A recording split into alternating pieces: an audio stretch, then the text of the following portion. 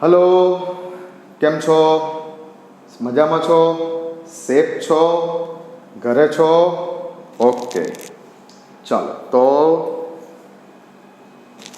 તમારા તરફથી જે ક્વેશ્ચન આવ્યા છે એ ક્વેશ્ચનની શરૂઆત કરતાં પહેલાં એ ક્વેશ્ચનના બેકગ્રાઉન્ડમાં જે થિયરી છે, એને એકવાર સમજી લઈએ. તો આજે જે ટોપિક છે ક્વેશ્ચનને સમજવા માટેનો, એ ટોપિક છે નોડ. તો નોડ શું છે? નોડ એટલે પરમાણુના કેન્દ્રની આસપાસ જ્યાં ઇલેક્ટ્રોન મળી આવવાની સંભાવના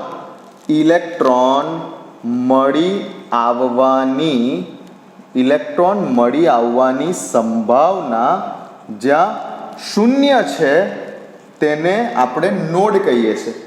ઇલેક્ટ્રોન મળી આવવાની સંભાવના જ્યાં શૂન્ય છે. હવે ઇલેક્ટ્રોન મળી આવવાની સંભાવના જ્યાં સૌથી વધારે છે એને આપણે શું કહીએ છીએ? જ્યાં ઇલેક્ટ્રોન મળી આવવાની પોસિબિલિટી સૌથી વધારે છે તેને આપણે ઓર્બિટ કહીએ છીએ, કક્ષા. ઇલેક્ટ્રોન કક્ષામાં છે. પણ જ્યાં ઇલેક્ટ્રોન મળી આવવાની સંભાવના બિલકુલ શૂન્ય છે તેને આપણે શું બોલીશું? તેને આપણે બોલીશું નોડ બોલીશું. તો પહેલાં તો નોડ શું છે તે વાત કરી. ચાલો, હવે નોડના ટાઈપ્સની વાત કરીએ. હવે જે થોડું કેમિસ્ટ્રી ચાલે છે, હવે આ કેમિસ્ટ્રી થોડુંક એડવાન્સ લેવલનું ચાલે છે કે જે બુકમાં નથી.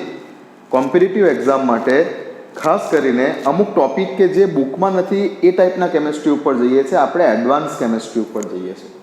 Types of node. હવે ટાઈપ્સ ઓફ નોડમાં આપણે વાત કરીશું કે કેટલા ટાઈપ્સના નોડ આવશે. તો બે પ્રકારના નોડ આવશે. એક બોલાશે રેડિયલ નોડ, એક આપણે બોલીશું રેડિયલ નોડ.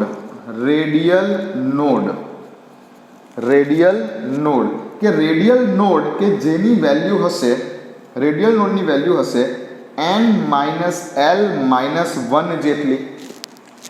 n-l-1 મુખ્ય ક્વોન્ટમ આંક, ગૌણ ક્વોન્ટમ આંક -1 જેટલી. અને બીજું જે છે જેને આપણે બોલીશું એંગ્યુલર નોડ, અથવા જેને બોલીશું, બીજો શબ્દ છે નોડલ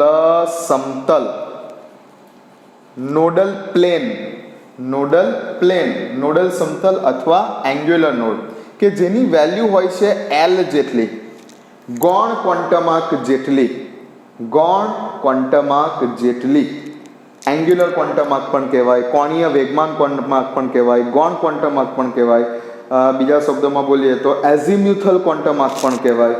તો નોડ અને તેના બે ટાઈપ્સ, રેડિયલ નોડ અને એંગ્યુલર નોડ અથવા જેને બોલાશે નોડલ સમતલ. અને જો હું ટોટલ નોડની વાત કરું, ટોટલ નોડ કેટલા છે તેની વાત કરું, તો ટોટલ નોડ બરાબર થાય રેડિયલ નોડ વત્તા એંગ્યુલર નોડનો સરવાળો. ચાલો, રેડિયલ નોડ કેટલા છે? n-l-1. એંગ્યુલર નોડ કેટલા છે? વેલ્યુ કેટલી છે? l જેટલી છે. l થી l કેન્સલ થઈ ગયો, તો ટોટલ નોડ બરાબર મળે છે n-1, કે જે બુકમાં છે આ વેલ્યુ બુકમાં છે n-1, બટ એ કઈ રીતે આવી તેનું એક્સપ્લેનેશન કદાચ બુકમાં નથી. તો પહેલાં તો આ લખી લો કે નોડ શું છે, નોડના કેટલા ટાઈપ છે અને કઈ રીતે નોડ શોધવામાં આવે છે. લખી લો આટલું.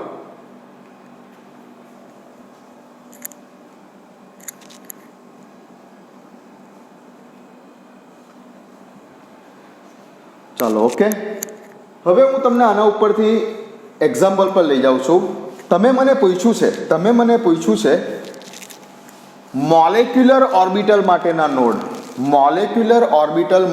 નોડ વિશેની વાત કરી છે. પણ પહેલાં મારે તમને એટોમિક ઓર્બિટલ્સ માટેના નોડ વિશે સમજાવવું પડશે. ચાલો, તો અહીંયા હું લખું છું, પહેલાં સમજો તમે. એટોમિક ઓર્બિટલ્સ ગુજરાતીમાં જ લખું. ચાલો, શું? પરમાણ્વીય કક્ષકો.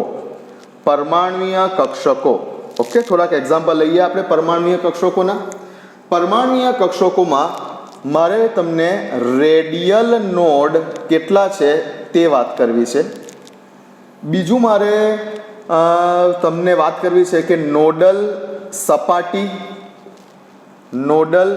સપાટી જેને કહેવાય, અથવા નોડલ સમતલ જેને કહેવાય, અથવા એંગ્યુલર નોડ જેને કહેવાય. એંગ્યુલર નોડ જેને કહેવાય, નોડલ સમતલ જેને કહેવાય, નોડલ સપાટી જેને કહેવાય, તેની વાત કરવી છે. અને અહીંયા વાત કરવી છે મારે ટોટલ નોડ કેટલા હશે તેની વાત કરવી છે. પરમાણ્વીય કક્ષકો સમજો, પરમાણ્વીય કક્ષકો બોલું છું. હવે પરમાણ્વીય કક્ષકો એટલે આપણે સિમ્પલ જે વાત કરીએ છીએ ઇલેક્ટ્રોન રચના, કોઈ પણ પરમાણુની ઇલેક્ટ્રોન રચના લખીએ છીએ 1s2 2s2 2p6 3s2 dash dash dash. તો આ 1s 2s 2p 3s 3p 3d આ બધી પરમાણ્વીય કક્ષકો છે, જેમાં ઇલેક્ટ્રોન આવકબાવના નિયમ પ્રમાણે, ઇલેક્ટ્રોનની ગોઠવણી આવકબાવના નિયમ પ્રમાણે આપણે કરીએ છીએ. પરમાણ્વીય કક્ષકો. ઠીક, ચલો પરમાણ્વીય કક્ષકો તરીકે મારે લેવું છે, ઉદાહરણ તરીકે સમજવું છે. સપોઝ કે મારે તમને પૂછવું છે કે તમને શોર્ટ ક્વેશ્ચન પૂછાયો કે 2s કક્ષકમાં નોડની સંખ્યા જણાવો. 2s કક્ષકમાં નોડની સંખ્યા જણાવો. આ રીતે આવે. ઠીક છે. હવે જો સ્પેસિફાય નથી કર્યું, ગુજરાત બોર્ડની એક્ઝામ હશે તો સ્પેસિફાય નહીં કરે, એ તો સીધું આવું જ પૂછે કે નોડની સંખ્યા જણાવો. બટ તમે તૈયારી કરી રહ્યા છો JEE અને નીટની, સમજો, તો એમાં શબ્દ એવો હોઈ શકે છે કે 2s કક્ષકમાં રહેલા રેડિયલ નોડ કેટલા તે જણાવો, અથવા 2s કક્ષકમાં રહેલા એંગ્યુલર નોડ કેટલા તે જણાવો. ઠીક, આપણે જનરલી ટોટલ નોડ પર જ ગણતરી કરતા હોઈએ છીએ. ઠીક છે. બટ હવે આ બે શબ્દો પર ધ્યાન આપજો, રેડિયલ નોડ અને એંગ્યુલર નોડ. ઓકે, ચાલો. તો રેડિયલ નોડ કોના બરાબર હશે? n - l - 1 બરાબર હશે. અને એંગ્યુલર નોડ કોના બરાબર હશે? l જેટલા હશે. હવે પાછું તમને આ તો ખબર છે ને, મુખ્ય ક્વોન્ટમ આંક. n એટલે શું છે? મુખ્ય ક્વોન્ટમ આંક. કોઈ પણ કક્ષકની આગળ લખેલી સંખ્યા એટલે મુખ્ય ક્વોન્ટમ આંક. l એટલે શું છે? l એટલે એઝીમ્યુથલ ક્વોન્ટમ આંક, ગૌણ ક્વોન્ટમ આંક. અહીંયા જોઈ લો, 1 0 1 2 3 s p d f. આ કોના મૂલ્યો બતાવે છે? આ કોના મૂલ્યો બતાવે છે? આ બતાવે છે l ના મૂલ્યો. આ l ના મૂલ્યો છે. l ના મૂલ્યો ઉપરથી આપણે બોલી શકીએ છીએ કે કઈ પ્રકારની કક્ષક માટે l નું મૂલ્ય કેટલું છે તે. ઠીક છે. કઈ કક્ષક છે તો l નું મૂલ્ય, કઈ કક્ષક છે તો કઈ કક્ષક માટે l નું મૂલ્ય કેટલું છે તે આના ઉપરથી આપણે નક્કી કરી શકીએ છીએ. આપણે ક્વોન્ટમ આંક વાળા ટોપિકમાં આવે છે. ચાલો, 2s કક્ષક છે. 2s કક્ષક માટે મુખ્ય ક્વોન્ટમ આંક કેટલો? 2. ગૌણ ક્વોન્ટમ આંક l ની વેલ્યુ કેટલી? ગૌણ ક્વોન્ટમ આંક l ની વેલ્યુ કેટલી? કઈ કક્ષક છે? s કક્ષક છે. l ની વેલ્યુ s કક્ષક માટે કેટલી? 0. 2 - 0 - 1 is equal to 1. Okay. Nodal સપાટી અથવા એંગ્યુલર નોડની વાત કરીએ. નોડલ સપાટી અથવા એંગ્યુલર નોડની વાત કરીએ. ચાલો, તો એંગ્યુલર નોડની વાત કરીએ તો l ની વેલ્યુ કઈ કક્ષક છે? s કક્ષક છે. s કક્ષક માટે l ની વેલ્યુ હંમેશા, કોઈ પણ s કક્ષક માટે l ની વેલ્યુ હંમેશા 0. તો આની અંદર એંગ્યુલર નોડની સંખ્યા જણાવો. 2s કક્ષકમાં રહેલા એંગ્યુલર નોડની સંખ્યા જણાવો તો કેટલા આવશે? 0. 2s કક્ષકમાં રહેલા રેડિયલ નોડની સંખ્યા જણાવો તો કેટલા આવશે? 1. અને હવે વાત કરું ટોટલ જણાવો. ટોટલ નોડ, ટોટલ નોડની સંખ્યા જણાવો. ટોટલ નોડની સંખ્યા જણાવો. તો ટોટલ નોડ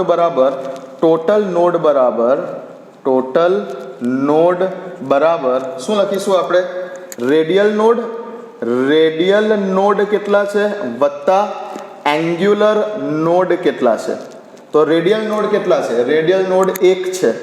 એંગ્યુલર નોડ કેટલા છે? 0 છે. તો ટોટલ નોડ કેટલા આવ્યા? 1. આપણે ડાયરેક્ટ પણ ટોટલ નોડ શોધી શકીએ છીએ n - 1 કરીને. અહીંયા n ની વેલ્યુ કેટલી છે? 2. 2 - 1 બરાબર 1. આ રીતે પણ ટોટલ નોડ શોધી શકાય છે. ઠીક છે. ચાલો, તો સમજ પડે છે.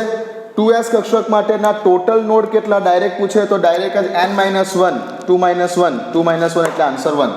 બટ હવે રેડિયલ નોડ પૂછશે અને એંગ્યુલર નોડ પૂછશે તો આમાં જરાક ધ્યાન આપવાનું છે. નોડ ટોપિક આપણે ચલાવીએ છીએ. ચલો, એક લખવા, બીજું એક્ઝામ્પલ પર જઈએ આપણે. બીજું કંઈક એક્ઝામ્પલ લઈએ 3s. ચલો ઝડપથી 3s.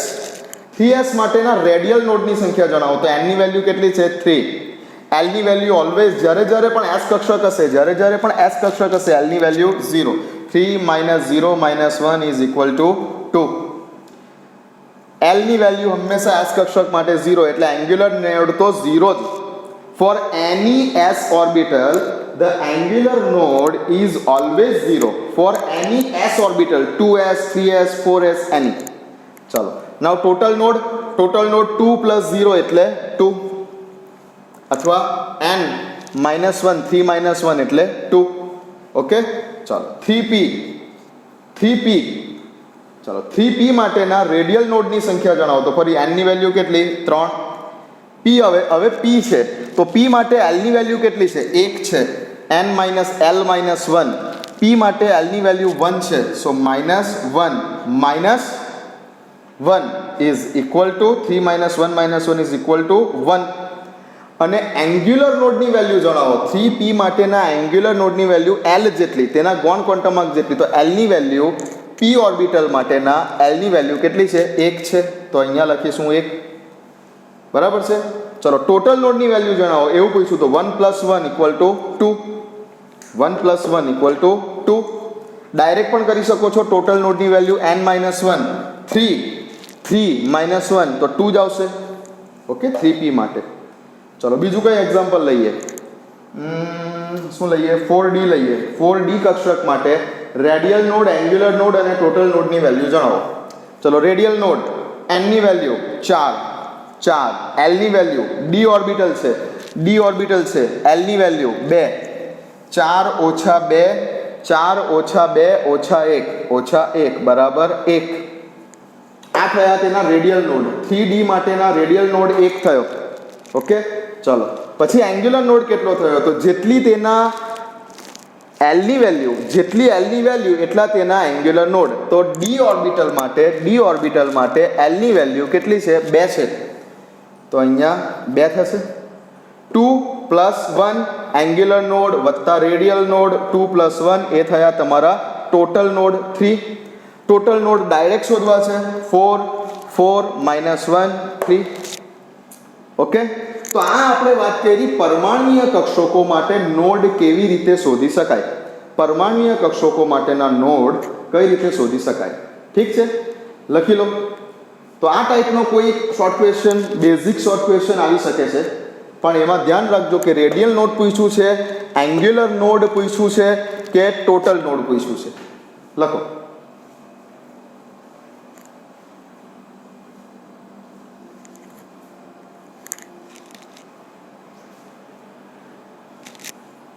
ઓકે ચાલો લખાઈ ગયું. હવે જઈએ છીએ આપણે કે તમારો જે ક્વેશ્ચન છે કે આ તો વાત થઈ એટોમિક ઓર્બિટલમાં નોડની ગણતરી કે નોડ કેટલા આવે. બટ હવે હું વાત કરું છું કે જે ક્વેશ્ચન છે તમે મને પૂછેલો તમે મને જે ક્વેશ્ચન પૂછ્યો છે વોટ્સઅપ ઉપર તેની વાત કરીએ છીએ કે મોલેક્યુલર ઓર્બિટલ. તો પહેલાં થોડીક વાત એ કરી લઈએ કે મોલેક્યુલર ઓર્બિટલ એટલે શું. ચલો ધ્યાન આપજો. હું વાત કરું છું hydrogen atom plus hydrogen atom બંને કમ્બાઇન્ડ થશે તો બનાવશે હાઇડ્રોજનનો મોલેક્યુલ બનાવશે. ઠીક. હવે એટમની ઓર્બિટલને કહેવાય એટોમિક ઓર્બિટલ. પરમાણુની કક્ષકને કહેવાય પરમાણ્વીય કક્ષક એટોમિક ઓર્બિટલ. તો હાઇડ્રોજનની ઇલેક્ટ્રોન રચના શું છે 1s1. ઠીક. આ હાઇડ્રોજનની ઇલેક્ટ્રોન રચના શું છે 1s1. ઠીક. ઓકે. અને હવે હાઇડ્રોજન મોલિક્યુલ બને છે તો હાઇડ્રોજન મોલિક્યુલ બને છે તે વખતે શું થશે 1s2 આવું થશે. પણ હવે આપણે ધોરણ 11માં એવું શીખી ગયા છે મોલેક્યુલર ઓર્બિટલ થિયરી આણ્વીય કક્ષકવાદનો સિદ્ધાંત. એમાં એવું કહે છે કે જેટલી સંખ્યામાં પરમાણ્વીય કક્ષકો એકબીજા સાથે સંયોજાય છે જેટલી સંખ્યામાં પરમાણ્વીય કક્ષકો એકબીજા સાથે સંયોજાય છે એટલી જ સંખ્યામાં આણ્વીય કક્ષકો બને છે. આ તો અણુ બન્યો, તો અહીંયા કહેવાય આણ્વીય કક્ષક, આને કહેવાય આણ્વીય કક્ષક. આ શું છે? આણ્વીય કક્ષક. શોર્ટમાં લખું, મોલેક્યુલ માટેની ઓર્બિટલ છે. આ શું છે? Atomic orbital. આ શું છે? Atomic orbital. જેટલી સંખ્યામાં એટમની ઓર્બિટલ એકબીજા સાથે સંયોજાય છે એટલી જ સંખ્યામાં મોલેક્યુલ એટલે કે આણ્વીય કક્ષકો બને છે. તો અહીંયા કેટલી એટોમિક ઓર્બિટલ સંયોજાય? 2. તો સામે બનતી આણ્વીય કક્ષકો પણ 2 પ્રકારની હશે. 2 પ્રકારની. કયા કયા 2 પ્રકારની હશે? અહીંયા ધ્યાન આપો. અહીંયા 2 પ્રકારની હશે. એક હશે સિગ્મા, એક હશે સિગ્મા 1s2 અને બીજું હશે સિગ્મા સ્ટાર 1s2. ઠીક છે ને? યાદ આવે છે? આપણે આણ્વીય ઇલેક્ટ્રોન રચના લખતા હતા. Sigma 1s2, sigma star 1s2, sigma 2s2, sigma star 2s2. Okay. તો જેટલી સંખ્યામાં એટોમિક ઓર્બિટલ એકબીજા સાથે સંયોજાય એટલી જ સંખ્યામાં મોલેક્યુલર ઓર્બિટલ બને.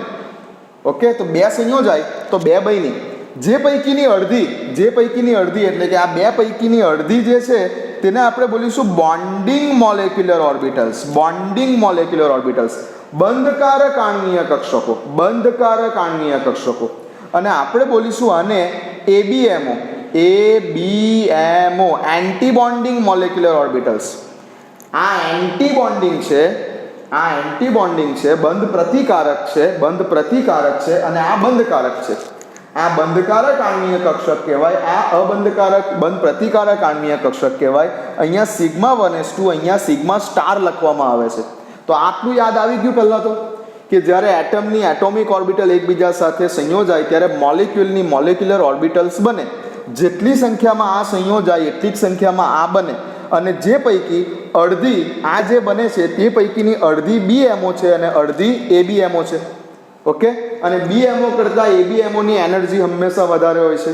આવું આપણે મોલેક્યુલર ઓર્બિટલ થિયરીમાં ધોરણ 11માં શીખ્યા છે. ઓકે. તો એક આ કોન્સેપ્ટ છે, એક આ કોન્સેપ્ટને પણ નોટ ડાઉન કરી દેજો. ઠીક? ચાલો. પછી હવે આપણે આના નોડ ઉપર જઈએ છીએ. હવે આપણે મોલેક્યુલર ઓર્બિટલના નોડ ઉપર જઈએ છીએ. મેં તમને જે અત્યારે આની પહેલા લખાવ્યા તે એટોમિક ઓર્બિટલના નોડ હતા. હવે આપણે મોલેક્યુલર ઓર્બિટલના નોડ તરફ જઈએ છીએ. નોડ ઓફ મોલેક્યુલર ઓર્બિટલ ઉપર જઈએ છીએ. ઓકે. ચાલો લખી લો. લખી લીધું? ઓકે, લખી લીધું. ચાલો. તો હવે ફરી પાછું આપણે વાત કરીએ છીએ કે આ બીએમઓ અને એબીએમઓ હવે જે બંધકારક આણ્વીય કક્ષક છે, બંધકારક આણ્વીય કક્ષક છે અને પ્રતિબંધકારક આણ્વીય કક્ષક છે તે કેવી રીતે બને? આના માટે થોડુંક ધોરણ 11ની બુક જોઈ લેજો એકવાર. બીએમઓ અને એબીએમઓ કઈ રીતે બને? તો સપોઝ કે હું વાત કરું ફરી હાઇડ્રોજનની, તો હાઇડ્રોજન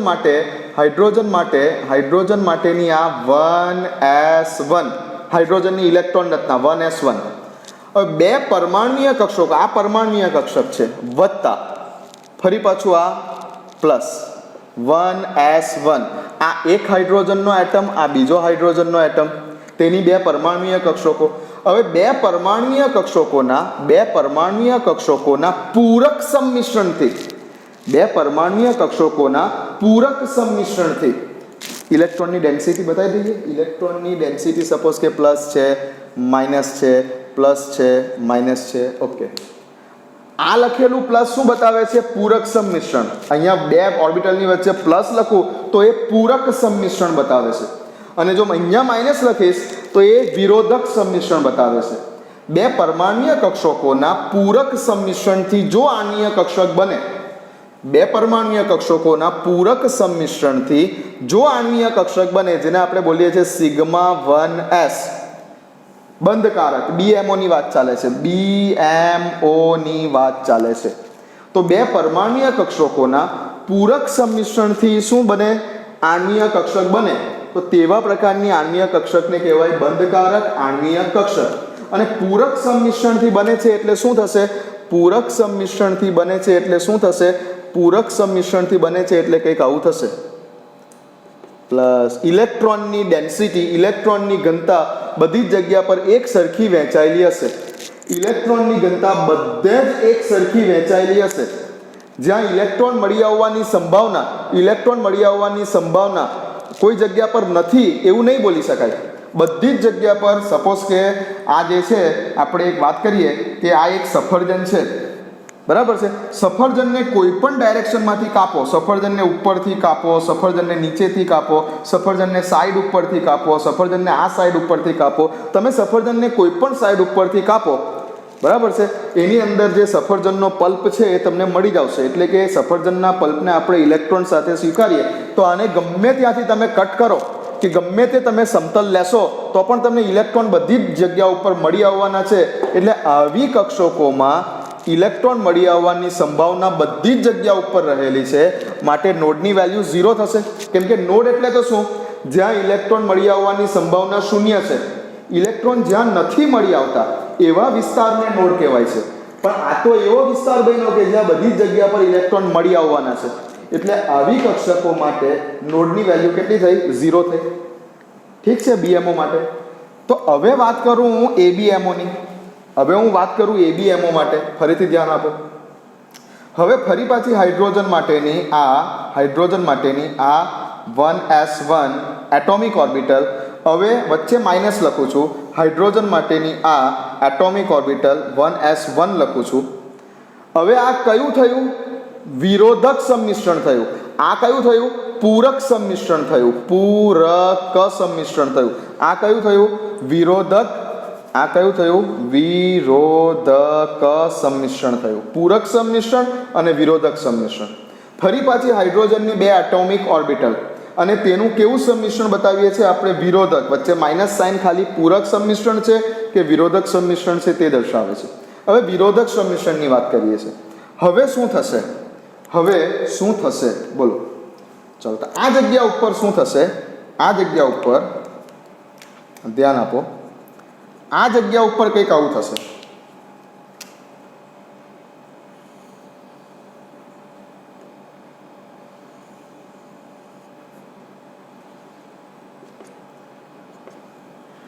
ઠીક છે, આ જગ્યા ઉપર કંઈક આવું બનવાનું, બરાબર. વિરોધક સંમિશ્રણ છે એટલે આ જગ્યા ઉપર બે જે છે એકબીજાથી ઓપોઝિટલી ચાર્જ થઈ અને આ રીતે કંઈક બનાવશે.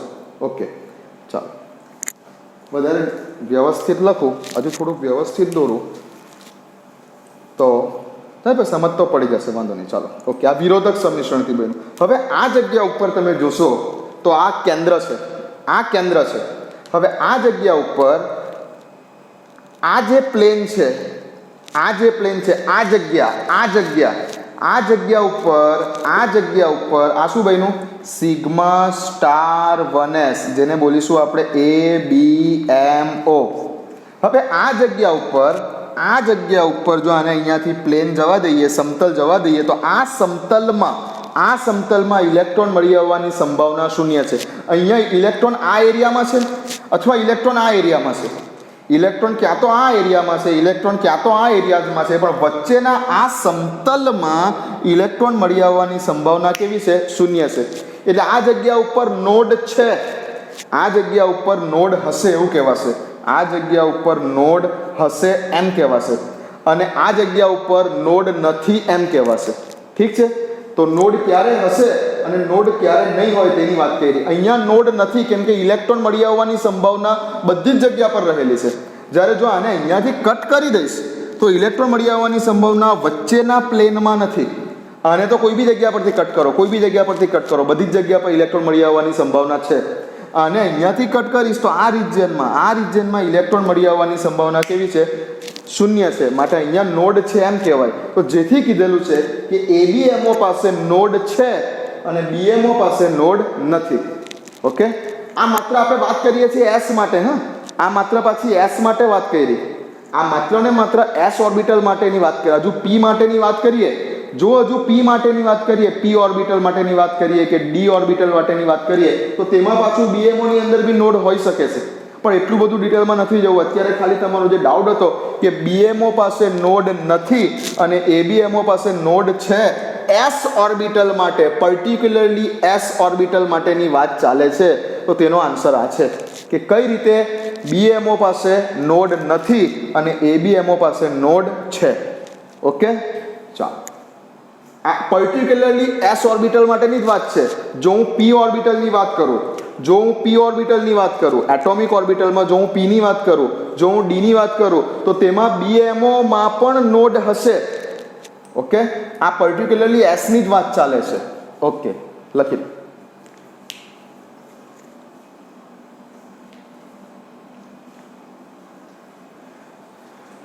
ચાલો, લખાઈ ગયું. તો આ નોડવાળો ટોપિક અહીંયા તમે જે પૂછેલો તે પૂરો થયો. બીજા 1-2 ક્વેશ્ચન કે જે તમે મને પૂછ્યા છે તેની વાત પણ કરી જ લઈએ. તો ક્વેશ્ચન છે તમારો, મને યાદ નથી, એક જ મિનિટ જરા જોઈ લો શું ક્વેશ્ચન છે તમારો.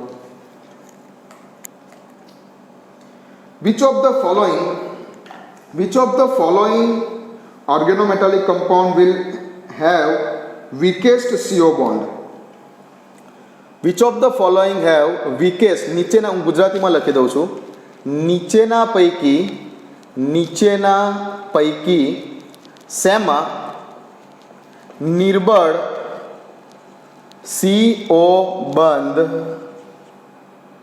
છે? નીચેના પૈકી શેમાં નિર્બળ CO બંધ છે? ઓકે, પહેલું ઓપ્શન છે CO4 minus. Okay, B NiCO4, C MnCO6 plus and D CrCO6. Okay, સરસ ક્વેશ્ચન છે, બરાબર ધ્યાનથી. ઓર્ગેનોમેટાલિક કમ્પાઉન્ડ આપણા સંવર્ગ સંયોજનો ચેપ્ટરમાંથી આવેલો આ ક્વેશ્ચન છે, પણ આનું લોજિક બુકની અંદર નથી, આનું લોજિક પણ બુકની અંદર નથી, NCERT બુકમાં આનું પણ લોજિક નથી. ચલો સમજો. આમાં જે આપણે સંવર્ગ સંયોજનો બનાવીએ છીએ તેમાં આને શું બોલીએ છીએ આપણે? આ જે છે તેને શું બોલીએ છીએ? મેટલ. અને બાજુમાં જે હોય છે તેને શું બોલીએ છીએ આપણે? લિગેન્ડ. અને આપણે એવું જાણીએ છીએ કે મેટલથી લિગેન્ડ વચ્ચે સંવર્ગ સહસંયોજક બંધ બને છે. લિગેન્ડ પોતાના ઇલેક્ટ્રોન યુગ્મનું દાન મેટલ આયનને કરે છે. Okay, very good. મેટલ પોતાના ઇલેક્ટ્રોન યુગ્મનું દાન જે છે લિગેન્ડ પોતાના ઇલેક્ટ્રોન યુગ્મનું દાન મેટલ તરફ કરે છે. આવું આપણે જાણીએ છીએ. ઓકે, હવે વાત કરીએ છીએ આપણે અહીંયા કે આપેલા બધા ધાતુ કાર્બોનિલ સંયોજનો છે, બધા ચેક કરી લો. 4 ઓપ્શનમાં carbonyl ligand, CO carbonyl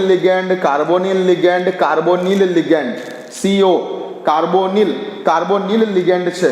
okay, હવે કાર્બોનિલ લિગેન્ડમાં જનરલી કયા ટાઈપનું લૂઈસ સ્ટ્રક્ચર છે? કાર્બોનિલ લિગેન્ડ આ રીતનો છે,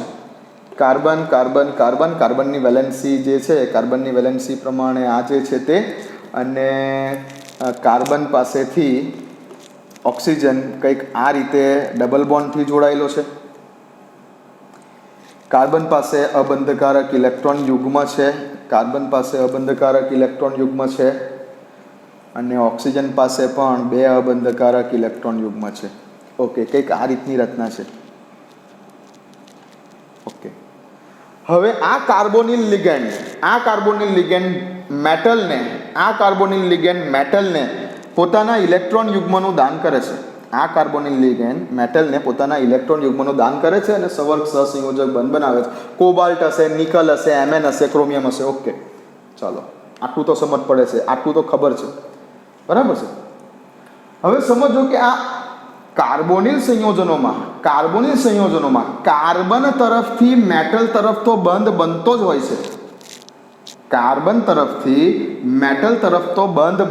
હોય છે.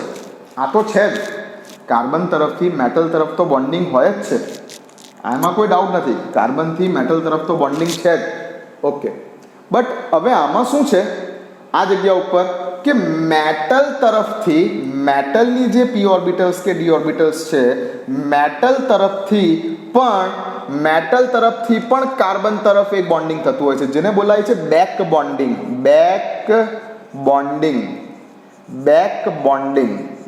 બોન્ડિંગ જેને કહેવાય છે. કાર્બન તો મેટલ સાથે બંધ બનાવે જ છે, પણ મેટલ પણ વત્તા ઓછા પ્રમાણમાં કાર્બન સાથે બોન્ડિંગ કરે છે. ડિપેન્ડ્સ કરે છે કે મેટલની ઉપર કયો ચાર્જ છે, જેને બોલાય છે બેક બોન્ડિંગ, પાઈ બેક બોન્ડિંગ અથવા બેક બોન્ડિંગ શબ્દ યાદ રાખો, બેક બોન્ડિંગ. ઓકે, તો કાર્બન તો પોતાના ઇલેક્ટ્રોન યુગ્મનું દાન મેટલને કરી અને આ રીતે બંધ બનાવે જ છે. અહીંયા ટેટ્રાહેડ્રલ શેપ આપણે વિચારી શકીએ છીએ, 4 છે, 4 છે, 6 છે, તો ઓક્ટાહેડ્રલ શેપ હોઈ શકે છે. અષ્ટફલકીય રચના, અહીંયા સમચતુષ્ફલકીય રચના કે સમતલીય સમચોરસ રચના, Ml4 Ml4 Ml6 Ml6. Okay, આ તો ખબર છે. કહેવાનો અર્થ એ છે કે કાર્બન તરફથી મેટલ તરફ બંધ બને છે. કયો? સવર્ગ સહસંયોજક બંધ. કયો? સિગ્મા બંધ. આ કયો બંધ બને છે? સિગ્મા પ્રકારનો બંધ બને છે. બટ હવે મેટલ પણ કાર્બન તરફ એક એટ્રેક્શન ફોર્સ ધરાવે છે, જેને બેક બોન્ડિંગ કહેવાય છે, રિવર્સ બોન્ડિંગ કહેવાય છે. એ ડિપેન્ડ્સ કરે છે, આ બેક બોન્ડિંગ કેટલું પ્રબળ છે એ ડિપેન્ડ્સ કરે છે કે આ મેટલની ઉપર કયો ચાર્જ છે, આ મેટલ ઉપર કયો ચાર્જ છે, મેટલનો ઓક્સિડેશન નંબર કેટલો છે. સમજ પડે છે? કાર્બન તરફથી મેટલ તરફ તો બંધ બને જ છે, પણ સ્પેશિયલ કેસમાં ધાતુ કાર્બોનિલ સંયોજનોમાં મેટલ તરફથી પણ કાર્બન તરફ એક બેક બોન્ડિંગ થાય છે, એક પ્રકારનું બેક બોન્ડિંગ થાય છે. અને જે ડિપેન્ડ્સ કરે છે કે મેટલની ઉપર કયો ચાર્જ રહેલો છે, મેટલની ઉપર કયો ચાર્જ છે તેના પર ડિપેન્ડ્સ કરે છે. ચાલો, કઈ રીતે ડિપેન્ડ કરે છે તો ધ્યાન રાખો કે મેટલની ઉપર જેમ ધન વીજભાર વધારે, મેટલની ઉપર જેમ ધન વીજભાર વધારે, તેમ જો મેટલની ઉપર સપોઝ કે કોઈ મેટલ છે એના ઉપર +2 ચાર્જ છે, એનો અર્થ શું થયો? તેની પાસે 2 ઇલેક્ટ્રોનની અછત છે, તેની પાસે 2 ઇલેક્ટ્રોનની અછત છે. કોઈ મેટલની ઉપર +3 ચાર્જ છે, તેનો અર્થ શું થયો? તેની પાસે 3 ઇલેક્ટ્રોનની અછત છે. ઠીક છે? તો જો મેટલ પાસે ઓલરેડી પોઝિટિવ ચાર્જ છે, મેટલ પાસે ઓલરેડી પોઝિટિવ ચાર્જ છે, તો તે બેક બોન્ડિંગ નહીં બનાવે અથવા ઓછું બનાવશે. જેમ મેટલ પાસે પોઝિટિવ ચાર્જ છે, કેમ કે ઓલરેડી તેની પાસે ઇલેક્ટ્રોનની અછત છે, તો કેવી રીતે બીજાને આપશે? બેક બોન્ડિંગ કરવા માટે ઇલેક્ટ્રોન તો જવા દેવા પડશે ને, મેટલ તરફથી કાર્બન તરફ ઇલેક્ટ્રોન તો જવા દેવા પડશે. હવે મેટલની ઉપર પોઝિટિવ ચાર્જ છે, તો જો એની પાસે પોતાની પાસે જ ઇલેક્ટ્રોનની અછત છે, તો તે બીજાને કઈ રીતે આપે? ઠીક છે? તો જેમ પોઝિટિવ ચાર્જ વધારે હશે, જેમ મેટલ ઉપર ધન વીજભાર વધારે હશે, તેમ આ બેક બોન્ડિંગ કેવું હશે? ઓછું હશે. જેમ મેટલની ઉપર ધન વીજભાર વધારે હશે, તેમ આ બેક બોન્ડિંગ કેવું હશે? ઓછું હશે. ઠીક છે? અને જો આ બેક બોન્ડિંગ ઓછું હશે, જેટલું આ બેક બોન્ડિંગ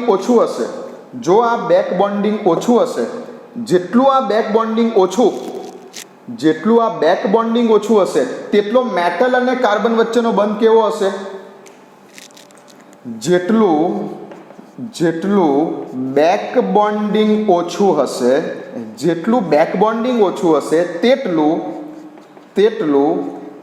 મેટલ અને કાર્બન વચ્ચેનું બોન્ડિંગ કેવું હશે? મેટલ અને કાર્બન વચ્ચેનું બોન્ડિંગ નિર્બળ હશે. જેટલું બેક બોન્ડિંગ ઓછું હશે, એટલું મેટલ અને કાર્બન વચ્ચેનું બોન્ડિંગ કેવું હશે? નિર્બળ હશે. અને જેટલું મેટલ અને કાર્બન વચ્ચેનું બોન્ડિંગ નિર્બળ હશે, એટલું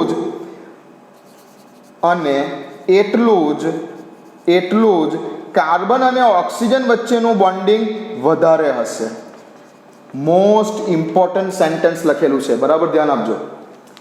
મેટલ ઉપર જેમ ધન વીજભાર વધારે હશે, તેમ આ બેક બોન્ડિંગ ઓછું હશે. કેમ ઓછું હશે? મેટલ પાસે ઓલરેડી પોઝિટિવ ચાર્જ જેમ વધારે હશે, ઓલરેડી મેટલ પાસે ઇલેક્ટ્રોનની અછત છે, તો એ બીજાને કેવી રીતે આપશે? નહીં આપે. ઠીક છે? તો મેટલ ઉપર જેમ ધન વીજભાર વધારે હશે, તેમ બેક બોન્ડિંગ ઓછું હશે. અને જેટલું બેક બોન્ડિંગ ઓછું હશે, એટલું આ મેટલ અને કાર્બન વચ્ચેનો બંધ નિર્બળ બની જવાનો. કેમ કે આ કન્ડિશનમાં ખાલી કાર્બન તરફથી મેટલ તરફ બંધ બને છે. કેટલીક વાર મેટલ તરફથી કાર્બન તરફ પણ બંધ બને, પણ મેટલની ઉપર ધન વીજભાર જેટલો વધારે, તેટલો આ બંધ નહીં બની શકે. અને જેટલો આ બંધ નહીં બની શકે, તેટલો આ બંધ નિર્બળ રહેવાનો. તો તેટલું જ બેક બોન્ડિંગ જેટલું ઓછું હશે, તેટલું જ મેટલ અને કાર્બન વચ્ચેનો બંધ નિર્બળ. અને જેટલો આ બંધ નિર્બળ થયો, એટલો જ આ બંધ પ્રબળ થયો. તો બંને રીતે ક્વેશ્ચન પૂછાઈ શકે છે. નીચેના પૈકી શેમાં સી અને ઓ વચ્ચેનો બંધ નિર્બળ છે એવું પૂછ્યું, અથવા કદાચ એવું બી પૂછાઈ શકે છે કે નીચેના પૈકી શેમાં મેટલ અને કાર્બન વચ્ચે મેટલ અને કાર્બન વચ્ચેનો બંધ પ્રબળ હશે. આવું પણ પૂછાઈ શકે છે આ ક્વેશ્ચનમાં. સમજી લેજો, ક્વેશ્ચન બંને રીતે પૂછાઈ શકે છે. મેટલ અને કાર્બન વચ્ચેનો બંધ શેમાં પ્રબળ છે અથવા નિર્બળ છે, અથવા કાર્બન અને ઓક્સિજન વચ્ચેનો બંધ શેમાં પ્રબળ છે અથવા નિર્બળ છે. તો જેટલું બેક બોન્ડિંગ ઓછું તેટલું મેટલ અને કાર્બન વચ્ચેનો બંધ નિર્બળ, મેટલ કાર્બન વચ્ચેનો બંધ નિર્બળ, અને એટલો જ કાર્બન અને ઓક્સિજન વચ્ચેનો બંધ પ્રબળ. બરાબર સમજી ગયા? બરાબર ધ્યાનથી લખી લો આટલી વાત, પછી આપણે આના જવાબ ઉપર જઈએ છીએ. આટલું લખી લો. ચાલો, લખાઈ ગયું? વિડીયો પોઝ કરો, લખી લો. ચાલો, હવે આપણે આના જવાબ ઉપર જઈએ છીએ. બરાબર ધ્યાનથી.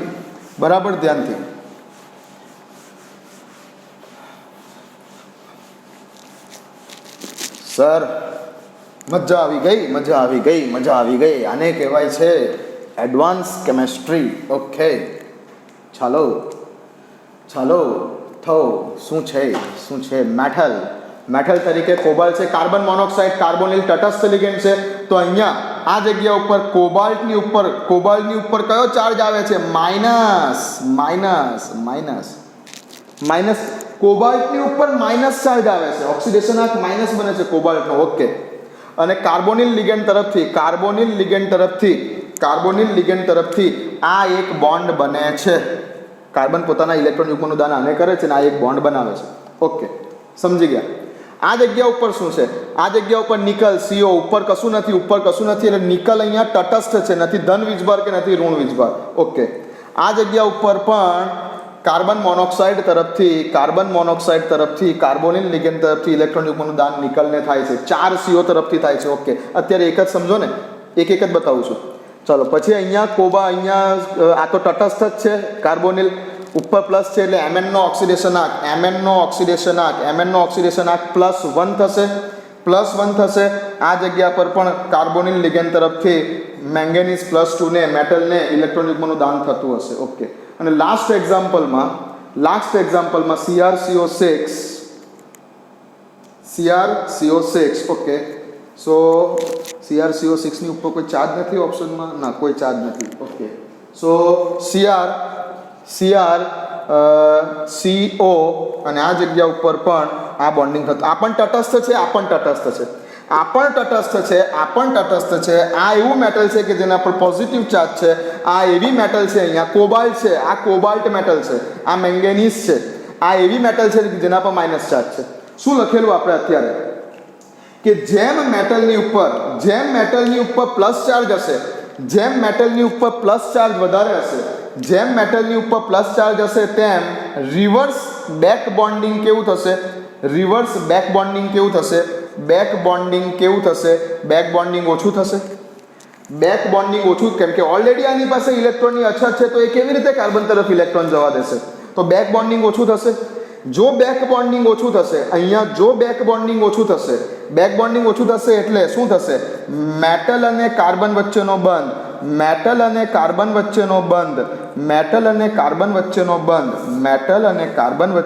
કેવો બનશે?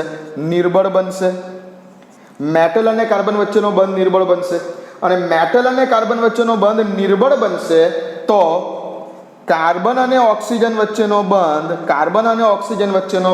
કેવો બનશે? પ્રબળ બનશે. ઠીક છે, સમજી ગયા? Mn પ્લસ એટલે ઓલરેડી આની પાસે ઇલેક્ટ્રોનની અછત છે. એટલે મેટલ તરફથી કાર્બન તરફનો બેક બોન્ડિંગ કેવું થશે? ઓછું થશે. બેક બોન્ડિંગ ઓછું થશે એટલે મેટલ અને કાર્બન વચ્ચેનો બંધ નિર્બળ બનશે. અને જેટલો મેટલ અને કાર્બન વચ્ચેનો બંધ નિર્બળ બનશે એટલો જ કાર્બન અને ઓક્સિજન વચ્ચેનો બંધ પ્રબળ બનશે. તો અહીંયા આ જગ્યા ઉપર C અને O વચ્ચેનો બંધ સૌથી વધારે પ્રબળ છે.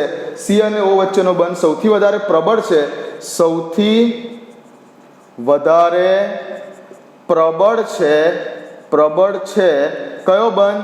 C અને O વચ્ચેનો બંધ સૌથી વધારે પ્રબળ છે. અને જો કદાચ એવું પૂછ્યું હોત કે કયો બંધ સૌથી વધારે નિર્બળ છે, મેટલ અને ઓક્સિજન વચ્ચે મેટલ અને કાર્બન વચ્ચે કયો બંધ સૌથી વધારે નિર્બળ છે એવું પૂછ્યું હતું. નિર્બળ છે મેટલ અને કાર્બન વચ્ચેનો બંધ કોની અંદર સૌથી વધારે નિર્બળ છે તો પણ આ જ જવાબ આવશે. મેટલ કાર્બન વચ્ચેનો બંધ નિર્બળ શેમાં છે તો પણ આ જવાબ આવશે.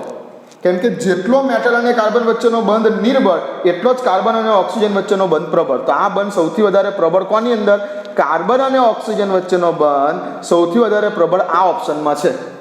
આ બે તો તટસ્થ છે, અહીંયા તો તટસ્થ છે એટલે આ બેની તો વાત જ નથી કરવાની. કેમ કે તટસ્થ છે, અહીંયા કોઈ ચાર્જ જ નથી મેટલની ઉપર, એટલે અત્યારે હાલમાં તો આની કોઈ વાત જ નથી કરવાની. ક્વેશ્ચનમાં એવું પૂછ્યું છે, આ તો આપણે પ્રબળની વાત કરી, પાછું સમજજો. ક્વેશ્ચનમાં એવું પૂછ્યું છે કે નીચેના પૈકી શેમાં નિર્બળ CO બનશે. તો ફરી પાછું આપણે વાત કરીએ, અહીંયા આવી જાઓ આ જગ્યા ઉપર. આ બે ઓપ્શનની તો વાત જ નથી કરવાની, સમજ પડી ગઈ? ઓકે, તો આ બે ઓપ્શનને તો કાઢી જ નાખું છું અહીંયાથી. ઓકે, ચાલો હવે સમજો આ જગ્યા ઉપર કોબાલ્ટની ઉપર માઇનસ ચાર્જ છે. કોબાલ્ટ ધાતુની ઉપર અહીંયા તમે ઓક્સિડેશન આ ગણો, કોબાલ્ટ ધાતુની ઉપર માઇનસ ચાર્જ છે. માઇનસ ચાર્જ છે એટલે સરળતાથી તે બેક બોન્ડિંગ બનાવી શકશે. અહીંયા સરળતાથી બેક બોન્ડિંગ બનાવી શકશે. કાર્બોનિલ લિગેન્ડ તરફથી કોબાલ્ટ તરફ તો આવે જ છે સિગ્મા બોન્ડિંગ, પણ હવે આ જે બેક બોન્ડિંગ છે આ બેક બોન્ડિંગ સરળતાથી બનશે કોબાલ્ટથી કાર્બન તરફ. તો સરળતાથી બનશે. જેટલું બેક બોન્ડિંગ સરળતાથી બને એટલો જ મેટલ અને કાર્બન વચ્ચેનો બંધ પ્રબળ. બરાબર કે નહીં? બરાબર છે. બેક બોન્ડિંગ સરળતાથી બને તો મેટલ અને કાર્બન વચ્ચેનો બંધ પ્રબળ. બેક બોન્ડિંગ સરળતાથી ન બને તો મેટલ અને કાર્બન વચ્ચેનો બંધ નિર્બળ. તો અહીંયા મેટલ અને કાર્બન વચ્ચેનો બંધ પ્રબળ બની ગયો બેક બોન્ડિંગને કારણે. એક તો બંધ હતો, બીજો બંધ બી બન્યો બેક બોન્ડિંગથી. તો અહીંયા જે છે તે મેટલ તરફથી કોબાલ્ટ તરફ પણ એક બંધની રચના થઈ, જેને આપણે બેક બોન્ડિંગ કહીશું. ઓકે, અને જેટલો મેટલ અને કાર્બન વચ્ચેનો બંધ પ્રબળ એટલો જ કાર્બન અને ઓક્સિજન વચ્ચેનો બંધ નિર્બળ. જેટલો આ બંધ પ્રબળ એટલો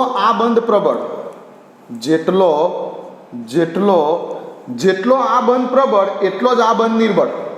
જેટલો આ બંધ પ્રબળ એટલો જ આ બંધ નિર્બળ થઈ જાય. બરાબર છે? કાર્બનની ડેન્સિટી ફેરવાઈ જશે. આ બંધ જેટલો પ્રબળ થશે એટલો જ આ બંધ તો નિર્બળ થઈ જશે. એટલે આ બંધ પ્રબળ બની ગયો તો આ બંધ નિર્બળ થશે. તો પૂછ્યું છે એવું કે નીચેના પૈકી શેમાં નિર્બળ પ્રકારનો CO બંધ હશે? તો જવાબ શું આવશે? C અને O વચ્ચેનો બંધ નિર્બળ થશે. આ ઓપ્શન આપણો જવાબ છે. આ છે આપણો જવાબ. ઓપ્શનમાં આ આપણો જવાબ છે. બોલો, સમજ પડે છે? ઓકે, તો બેક બોન્ડિંગ જેટલો ધન વીજભાર એટલું બેક બોન્ડિંગ ઓછું થાય. જેટલું બેક બોન્ડિંગ ઓછું થાય એટલું જ મેટલ અને કાર્બન વચ્ચેનો બંધ નિર્બળ થાય. અને મેટલ અને કાર્બન વચ્ચેનો બંધ જેટલો નિર્બળ થાય એટલો જ કાર્બન અને ઓક્સિજન વચ્ચેનો બંધ પ્રબળ થાય. એના કરતાં ઊંધું, જેટલો માઇનસ ચાર્જ વધારે એટલું બેક બોન્ડિંગ વધારે. જેટલું બેક બોન્ડિંગ વધારે એટલું મેટલ અને કાર્બન વચ્ચેનો બંધ પ્રબળ. અને મેટલ અને કાર્બન વચ્ચેનો બંધ જેટલો પ્રબળ એટલો જ C અને O વચ્ચેનો બંધ નિર્બળ. તો આ છે તમારા ક્વેશ્ચનનો જવાબ. ચાલો બતાવો, લખી લો.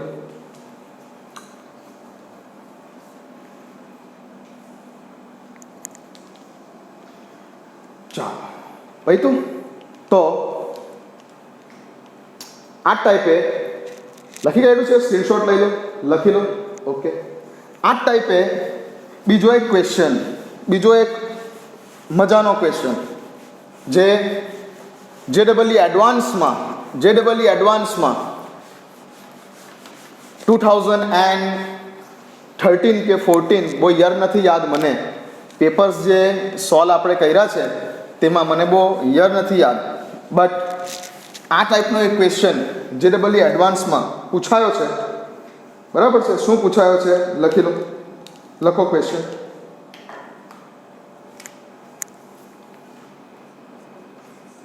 C બોન્ડ O ની પ્રબળતા ને આધારે નીચે આપેલા સંયોજનોને ગોઠવો. શેમાં કાર્બન અને ઓક્સિજન વચ્ચેનો બંધ પ્રબળ છે તેને આધારે નીચે આપેલા સંયોજનોને ગોઠવો. ઓપ્શન છે નિકલ CO4, બીજું ઓપ્શન છે FeCO4-2 અને ત્રીજું ઓપ્શન છે CO4 એન્ડ માઇનસ. ચાલો આ 4 સંયોજનોને C અને O ની પ્રબળતાને આધારે ગોઠવો કે શેમાં કાર્બન અને ઓક્સિજન વચ્ચેના બંધની પ્રબળતા સૌથી વધારે છે, એ ઇન્ક્રીઝિંગ ઓર્ડરમાં કે ડિક્રીઝિંગ ઓર્ડરમાં ગોઠવો. ચાલો પહેલાં સમજો કે CO બોન્ડ બનવા માટે શું હોવું જોઈએ. C અને O વચ્ચેનો બોન્ડ પ્રબળ બનવા માટે, C અને O વચ્ચેનો બોન્ડ પ્રબળ બનાવવા માટે બંધની પ્રબળતા જોઈએ છે. આની આગલા ક્વેશ્ચનમાં CO વચ્ચેનો બંધ શેમાં નિર્બળ છે એવું પૂછેલું, અહીંયા શેમાં પ્રબળ છે તેવું પૂછ્યું છે. હવે પ્રબળ બનાવવા માટે શું હોવું જોઈએ, તો ફરીથી જેટલો મેટલની ઉપર પોઝિટિવ ચાર્જ, મેટલની ઉપર જેટલો પોઝિટિવ ચાર્જ વધારે હશે, મેટલની ઉપર જેટલો પોઝિટિવ ચાર્જ વધારે હશે, જેટલો પોઝિટિવ ચાર્જ વધારે હશે તેટલું જ બેક બોન્ડિંગ કેવું હશે, તેટલું જ બેક બોન્ડિંગ કેવું હશે, ઓછું હશે. જેટલું બેક બોન્ડિંગ ઓછું હશે તેટલું મેટલ અને કાર્બન વચ્ચેનો જે બંધ છે તે કેવો હશે, નિર્બળ હશે. અને જેટલો મેટલ અને કાર્બન વચ્ચેનો બોન્ડ નિર્બળ હશે તેટલું જ કાર્બન અને ઓક્સિજન વચ્ચેનો બોન્ડ કેવો હશે, પ્રબળ હશે. ચલો સિમ્પલ છે. જેટલો મેટલની ઉપર ધન વીજભાર વધારે હશે તેટલું બેક બોન્ડિંગ ઓછું હશે, જેટલું બેક બોન્ડિંગ ઓછું હશે તેટલું મેટલ કાર્બન વચ્ચેનો બંધ નિર્બળ હશે, અને જેટલો મેટલ કાર્બન વચ્ચેનો બંધ નિર્બળ હશે એટલો કાર્બન અને ઓક્સિજન વચ્ચેનો બંધ પ્રબળ હશે. તો ઇન શોર્ટ તમારે જોવાનું છે કે આ બધામાં કોની અંદર મેટલની ઉપર પોઝિટિવ ચાર્જ સૌથી વધારે છે. મેટલ પાસે પોઝિટિવ ચાર્જ સૌથી વધારે શેમાં છે, આ 4 ઓપ્શનમાં. તો આની અંદર વાત કરીએ તો કોબાલ્ટ મેટલની ઉપર તટસ્થ લિગેન્ડ છે, તટસ્થ લિગેન્ડ છે, કોબાલ્ટ મેટલની ઉપર માઇનસ ચાર્જ આવશે. આની અંદર Fe, તો Fe ની ઉપર કાર્બન મોનોક્સાઇડ કાર્બોનિલ તટસ્થ લિગેન્ડ છે, -2, Fe ની ઉપર -2 ચાર્જ આવશે. અને આ જગ્યા ઉપર નિકલ કેવો છે, તટસ્થ છે. સર પોઝિટિવ ચાર્જ તો કશે નહીં આવ્યો, પોઝિટિવ ચાર્જ તો કશે નહીં આવ્યો, ઠીક છે. બટ આ બેની કમ્પેરમાં તો આ તટસ્થ છે ને, આ બેની કમ્પેરમાં તો આ તટસ્થ છે ને, સમજ પડે છે. આ બેની કમ્પેરમાં તો આ તટસ્થ છે ને. ઓકે, તો આ શું કરશે, સરળતાથી ઇલેક્ટ્રોન આપી શકશે. સૌથી વધારે સરળતાથી ઇલેક્ટ્રોન આ આપી શકશે, Fe-2 સૌથી વધારે ડોનેટ કરી શકશે ઇલેક્ટ્રોન, કેમ કે તેની પાસે વધારાના ઇલેક્ટ્રોન છે.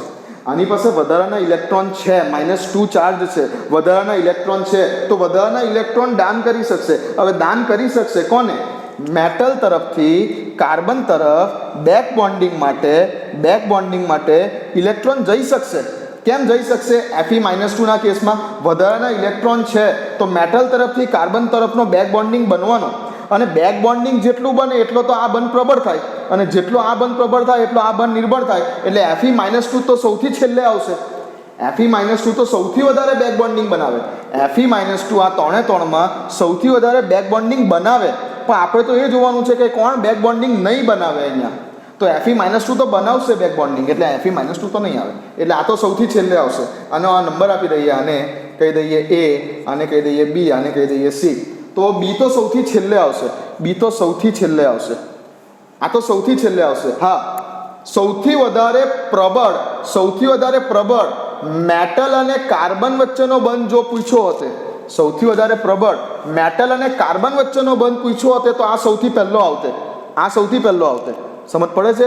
પણ અહીંયા કાર્બન અને ઓક્સિજનની પ્રબળતાને આધારે તો મેટલ ઓક્સિજન વચ્ચેનો બંધ, મેટલ અને કાર્બન વચ્ચેનો બંધ આમાં સૌથી પ્રબળ છે, જેથી કરીને કાર્બન ઓક્સિજન વચ્ચેનો બંધ સૌથી છેલ્લે ગયો.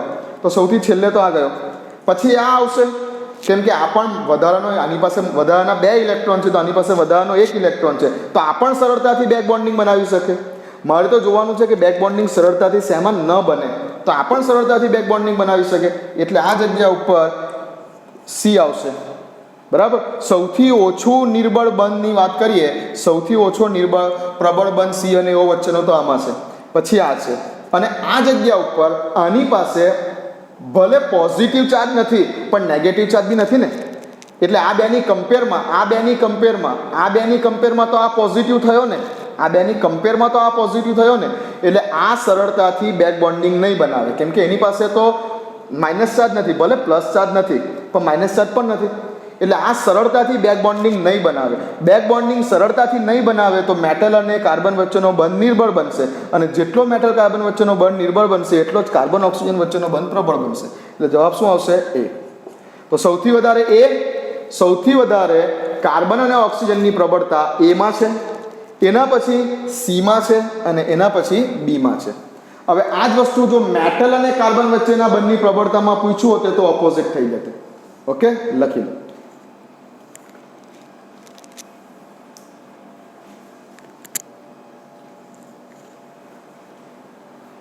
ચાલો, લખ્યું?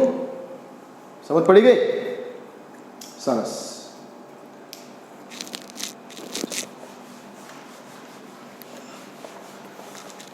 નીટનો એક ક્વેશ્ચન લઈ લઈએ.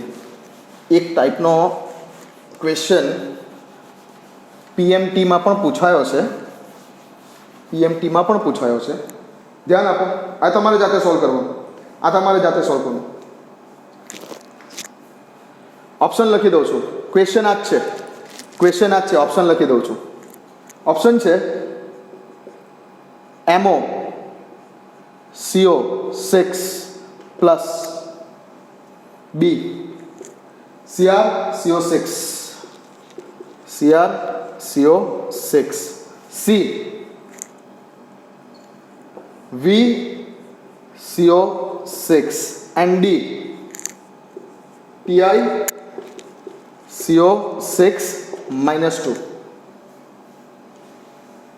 -1 Cr CO6. ઓકે. આપેલા ચારે ચાર સંયોજનોને CO ની પ્રબળતાને આધારે ઉતરતા ક્રમમાં ગોઠવો અથવા ચડતા ક્રમમાં ગોઠવો. આ ક્વેશ્ચન છે, વિચારજો. ચાલો, ઓકે, જઈએ આગળ. ઓકે, તો હવે તમારા લાસ્ટ ક્વેશ્ચન ઉપર જઈએ છે. લખી લીધું? લખ્યું? હા સર, લખી લીધું. ઓકે, હવે લાસ્ટ એક ક્વેશ્ચન ઉપર જઈએ છે.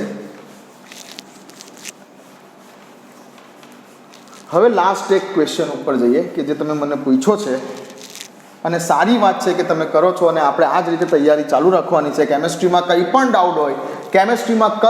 ડાઉટ હોય તો તમે મને પૂછી શકો છો. આઈ એમ ઓલવેઝ ધેર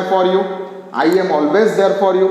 ચલો, એક લાસ્ટ ક્વેશ્ચન કે જે પૂછ્યો છે તેની પર વાત કરી લઈએ. If the hydrogenation enthalpy of cyclohexene is -x kilojoule per mole. If જો ગુજરાતીમાં લખું, જો સાયક્લોહેક્ઝેનની હાઇડ્રોજનેશન એન્થાલ્પી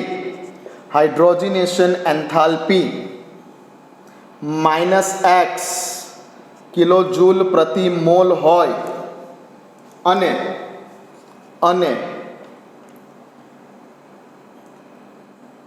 બેન્ઝીનની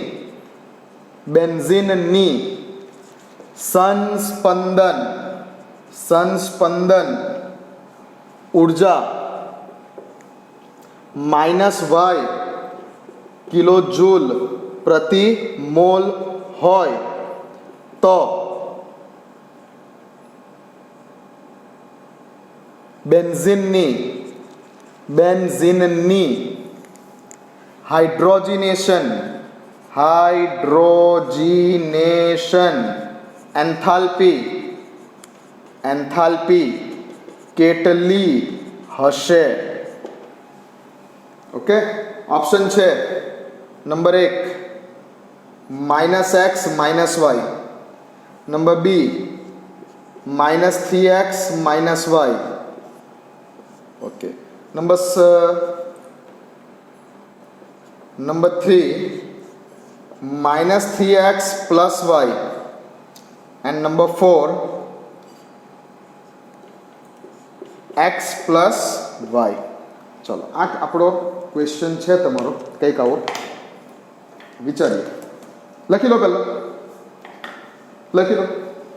બીજા બધા પણ જે જુએ છે તે લખી લો. આ ક્વેશ્ચન મને 2-3 વિદ્યાર્થીઓ જે ખરેખર આપણા નીટ અને એના માટે તૈયારી કરે છે અને જે સિન્સિયરલી તૈયારી કરે છે એ મને પૂછી રહેલા છે અને હું તેમને આ રીતે વિડીયો લેક્ચર મારફતે જવાબ આપી રહેલો છું. બટ જે બીજા પણ જે અધર વિદ્યાર્થીઓ છે કે કોઈ જોતા હોય તે પણ લખી લો, એટલે હું આ ક્વેશ્ચન લખું છું. ચાલો, લખી લીધો ક્વેશ્ચન? ક્વેશ્ચન લખી લીધો? ક્વેશ્ચન લખી દીધો? ઓકે, ચાલો. ઓકે, તો હવે આપણે આના એક્સપ્લેનેશન પર જઈએ છીએ. કીધું છે કે સાયક્લોહેક્ઝિન. સાયક્લોહેક્ઝિન એટલે શું? સાયક્લોહેક્ઝિન એટલે સમજો આ છે સાયક્લોહેક્ઝિન, કોઈ પણ એક જગ્યા પર ડબલ બોન્ડ. સાયક્લોહેક્ઝેન, આ સાયક્લોહેક્ઝેન અને આ સાયક્લોહેક્ઝિન. ઓકે, ની હાઇડ્રોજનેશન એન્થાલ્પી પ્લસ હાઇડ્રોજન એડ કરવા છે. હાઇડ્રોજન એડ કરવા છે. ઓકે, હાઇડ્રોજન એડ કરવા છે. હાઇડ્રોજન એડ કરવા છે એટલે આ બંધને તોડવાનો છે. આ બંધ તોડવાનો છે. એક હાઇડ્રોજન અહીંયા અને એક હાઇડ્રોજન અહીંયા, એટલે સાયક્લોહેક્ઝેન મળે. ઓકે, તો જેની હાઇડ્રોજનેશન એન્થાલ્પીનું મૂલ્ય ડેલ્ટા એચનું મૂલ્ય કેટલું છે? કેટલું છે? કેટલું કીધું છે? -x જેટલું કીધું છે. -x જેટલું કીધું છે. હવે હું તમને એકચ્યુઅલ જ વેલ્યુ કહી દઉં કે આની જે હાઇડ્રોજનેશન એન્થાલ્પીની વેલ્યુ છે, આની જે હાઇડ્રોજનેશન એન્થાલ્પીની વેલ્યુ છે એ કેટલી છે? 28.6 કિલો કેલેરી પર મોલ. મને વેલ્યુ એકચ્યુઅલી કેલેરીમાં ખબર છે તો હું કેલેરીમાં લખું છું. ઓકે, કિલો કેલેરી પર મોલ. કિલો કેલેરી પર મોલ. માઇનસ પ્લસ સમજી શકો છો. અત્યારે 28.6. ચલો સમજો કે હવે સાયક્લોહેક્ઝાડાઇન છે. સાયક્લોહેક્ઝાડાઇન છે. ડાઇન ડબલ બોન્ડ 2 વાર છે. તો હવે તમારે આનું હાઇડ્રોજનેશન કરવું છે તો તમારે 2 મોલ હાઇડ્રોજનની જરૂર પડશે, કેમ કે તમારે આ બંને બોન્ડ તોડવાના છે અને ફરી પાછું બનાવવાનું છે સાયક્લોહેક્ઝેન. ઓકે, તો આ માટેની જે હાઇડ્રોજનેશન એન્થાલ્પી છે 28.6. એક બોન્ડને તોડવો તો આટલી, તો 2 બોન્ડને તોડવા માટે કેટલી? 28.6 ગુણ્યા 2 લગભગ 57.2 સમથિંગ આવશે. 57.2 સમથિંગ આવશે. એ જ રીતે સપોઝ કે હવે સાયક્લોહેક્ઝાટ્રાઇન, 1 વાર 2 વાર 3 વાર, સાયક્લોહેક્ઝીન, સાયક્લોહેક્ઝાડાઇન, સાયક્લોહેક્ઝાટ્રાઇન ની અંદર હાઇડ્રોજનેશન કરવું છે, હાઇડ્રોજન ઉમેરવા છે, તો આ તોડવાનો, આ તોડવાનો, આ તોડવાનો, ટોટલ 3 મોલ હાઇડ્રોજનની જરૂર પડશે, જેને આપણે બેન્ઝીન પણ બોલી શકીએ છીએ. સાયક્લોહેક્ઝાટ્રાઇનને અને ફરી પાછું સાયક્લોહેક્ઝેન બનાવવું છે તો એકચ્યુઅલી 28.6 ગુણ્યા 3 બરાબર 85.8. કંઈ આટલી એનર્જી જોઈએ, કંઈક આટલી એનર્જી જોઈએ. બધા વેલ્યુ ડેટા કિલો કેલેરી પર મોલમાં ચાલી રહેલા છે. આટલી એનર્જી જોઈએ હાઇડ્રોજનેશન કરવા માટે. આટલી એનર્જી જોઈએ. સમજ પડે છે? ઓકે, આટલી એનર્જી હાઇડ્રોજનેશન કરવા માટે જોઈએ. બટ પ્રાયોગિક રીતે પ્રેક્ટિકલી જ્યારે, આ તો થિયોરિટિકલી આટલી જોઈએ, બટ જ્યારે પ્રેક્ટિકલી માપવામાં આવ્યું ત્યારે એકચ્યુઅલી આની વેલ્યુ હાઇડ્રોજનેશન એન્થાલ્પીની વેલ્યુ જોવા મળી 49.8 જેટલી. હોવી જોઈતી હતી આટલી. હાઇડ્રોજનેશન એન્થાલ્પીની વેલ્યુ હોવી જોઈતી હતી આટલી, પણ મળી આટલી. હોવી જોઈતી હતી આટલી, પણ પ્રાયોગિક રીતે પ્રેક્ટિકલી જે ડેટા આવ્યા એ પ્રેક્ટિકલ ડેટા એવું બોલે છે કે જે હોવી જોઈતી હતી હાઇડ્રોજનેશન એન્થાલ્પી આટલી હોવી જોઈતી હતી. કોના માટે? બેન્ઝીન માટેની હાઇડ્રોજનેશન એન્થાલ્પી આટલી હોવી જોઈતી હતી, પણ એકચ્યુઅલી મળી આટલી. હાઇડ્રોજનેશન એન્થાલ્પીની વેલ્યુ આટલી મળી. તો બાકીની એનર્જી ગઈ કઈ? 85.8 ઓછા 49.8, તો 0 ને 15 ને 9 ને 36, લગભગ 36. તો કેટલી આવશે? 36 કિલો કેલેરી જેટલી એનર્જી ગઈ ક્યાં? 36 કિલો કેલેરી પર મોલ જેટલી એનર્જી ગઈ ક્યાં? આટલી એનર્જી ક્યાં ગઈ?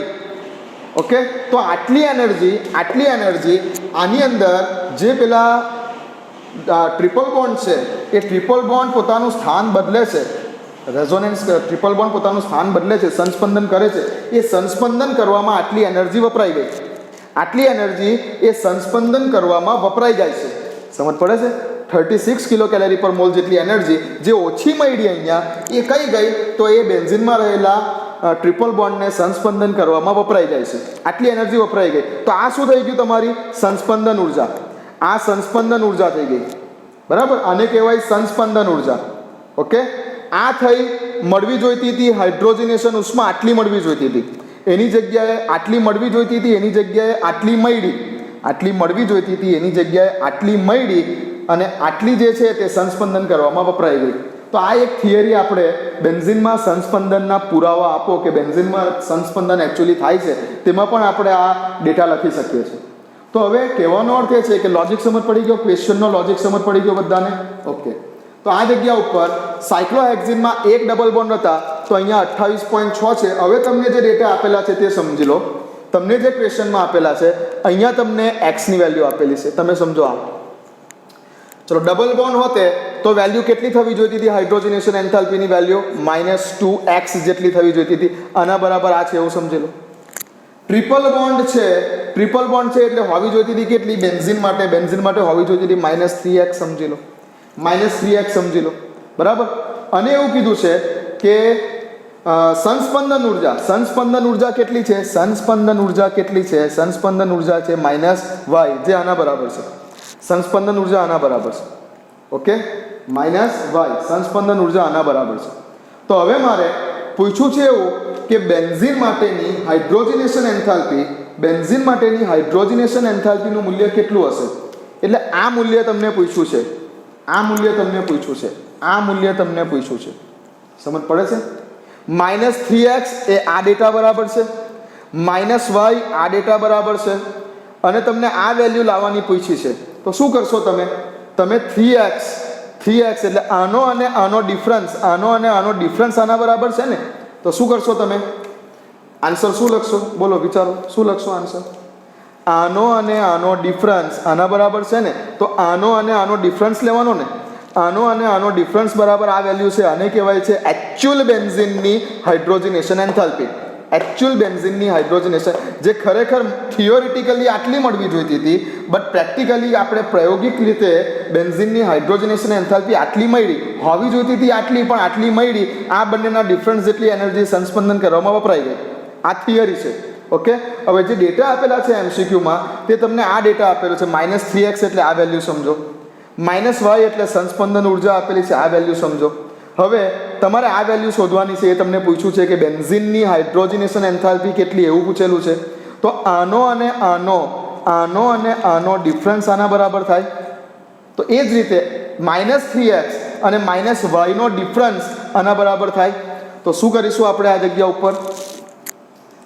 ઉપર -3x ડિફરન્સ, ફરી પાછું માઇનસ અને -y બરાબર -3x અને આનો ડિફરન્સ એટલે માઇનસ ફરી પાછું -y. આ તો ખાલી એક -3x -y છે, એક સંજ્ઞા આપેલી છે.